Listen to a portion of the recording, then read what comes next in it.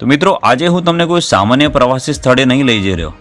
આજે હું તમને એવી નગરીમાં લઈ જાઉં છું જ્યાં સમય ઘડિયાળથી નહીં પરંતુ બ્રહ્માંડની ગતિથી માપવામાં આવે છે. એવી નગરી જ્યાં લોકો ફરવા નહીં પરંતુ શ્રદ્ધા, શાંતિ અને મોક્ષ શોધવા આવે છે. આ નગરી છે ઉજ્જૈન. ઉજ્જૈન માત્ર પ્રવાસ સ્થળ નથી, એ એક અનુભવ છે. એવો અનુભવ જે તમને ધીમા બનાવે છે, વિચારવા મજબૂર કરે છે અને અંદરથી બદલાવી નાખે છે. ઉજ્જૈન ભારતની સૌથી પ્રાચીન નગરીઓમાંનું એક છે અને હિન્દુ ધર્મની 7 પવિત્ર નગરીઓમાં સામેલ છે. શિપ્રા નદીના પવિત્ર કાંઠે વસેલું આ શહેર હજારો વર્ષોથી ધર્મ, જ્ઞાન, જ્યોતિષ અને તપસ્યાનું કેન્દ્ર રહ્યું છે. અહીં રાજાઓ આવ્યા ગયા, સામ્રાજ્યો ઊભા થયા અને નષ્ટ થયા, પરંતુ ઉજ્જૈનની આત્મા કદી બદલાઈ નથી.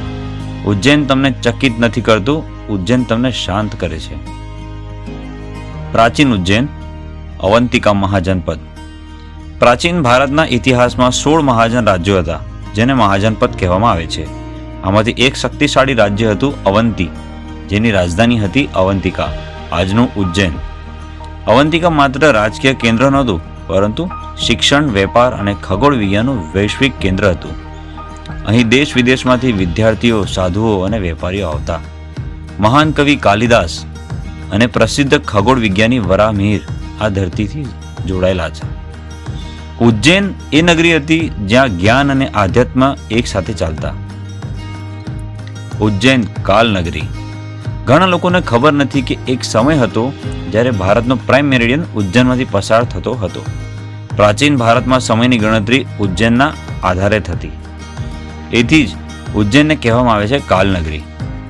અહીં સમય ઘડિયાળથી નહીં પરંતુ સૂર્ય, ચંદ્ર અને તારાઓની ગતિથી માપવામાં આવતો. આજે પણ જ્યારે તમે ઉજ્જૈનમાં ચાલશો, તમને એક ખાસ વાત લાગશે. અહીં કોઈ ઉતાવળ નથી.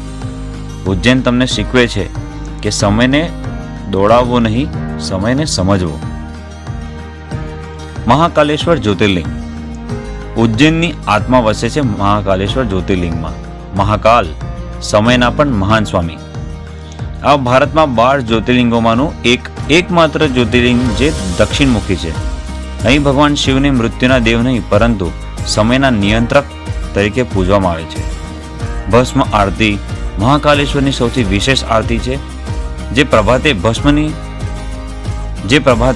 ભસ્મથી થાય છે અને જીવનની નાશવંતાનું સ્મરણ કરાવે છે. અહીં આવીને લોકો ભગવાન પાસે માંગતા નથી, લોકો અહીં સમર્પણ કરે છે. શિપ્રા નદી અને રામઘાટ. ઉજ્જૈનની જીવનરેખા છે પવિત્ર શિપ્રા નદી. શિપ્રી નદીના કાંઠે આવેલો રામઘાટ ઉજ્જૈનનો સૌથી પવિત્ર સ્થળ છે. દર 12 વર્ષે વિશ્વ પ્રસિદ્ધ સિંહસ્થ કુંભ મેળો અહીં યોજાય છે. સવારે સૂર્યોદય સમયે ઘાટ પર ભજન, દીવા અને સંધ્યા આરતી એવો અનુભવ આપે છે જે શબ્દોથી વર્ણવી શકાય નહીં. અહીં નદીમાં સ્નાન શરીર નહીં પણ આત્માનો શુદ્ધ કરે છે. કાલ ભૈરવ મંદિર. ઉજ્જૈનમાં આવેલું કાલ ભૈરવ મંદિર અનોખું અને રહસ્યમય છે. અહીં ભગવાન ભૈરવને દારૂનો પ્રસાદ ચડાવવામાં આવે છે અને આશ્ચર્યજનક રીતે પ્રસાદ સ્વીકારવામાં આવે છે. કાલ ભૈરવ ઉજ્જૈનના રક્ષક માનવામાં આવે છે. અહીં માન્યતા છે કે મહાકાલના દર્શન પહેલા કાલ ભૈરવના દર્શન કરવું જરૂરી છે. ઉજ્જૈન પ્રવાસ નહીં, પરિવર્તન. ઉજ્જૈન એવી જગ્યા છે જ્યાં તમે ફોટા ઓછા લેશો પણ અનુભવ વધારે મળશે. આ શહેર તમને ધીમે ચાલવાનું શીખવે છે, ઓછું બોલવાનું શીખવે છે અને વધુ અનુભવવાનું શીખે છે. ઉજ્જૈન તમને તમે કોણ છો એ નહીં પણ શું નથી એ સમજાવે છે. જો તમને આ વિડીયો પસંદ આવ્યો હોય તો લાઈક કરો, શેર કરો અને ચેનલને સબસ્ક્રાઇબ કરો. આગામી વિડીયોમાં અમે લઈ જઈશું તમને મધ્યપ્રદેશના આગળના અદ્ભુત જિલ્લામાં. ત્યાં સુધી યાદ રાખજો, કેટલીક જગ્યાઓ જોવા માટે નહીં, અનુભવવા માટે હોય છે. ઉજ્જૈન એવી જ એક નગરી છે.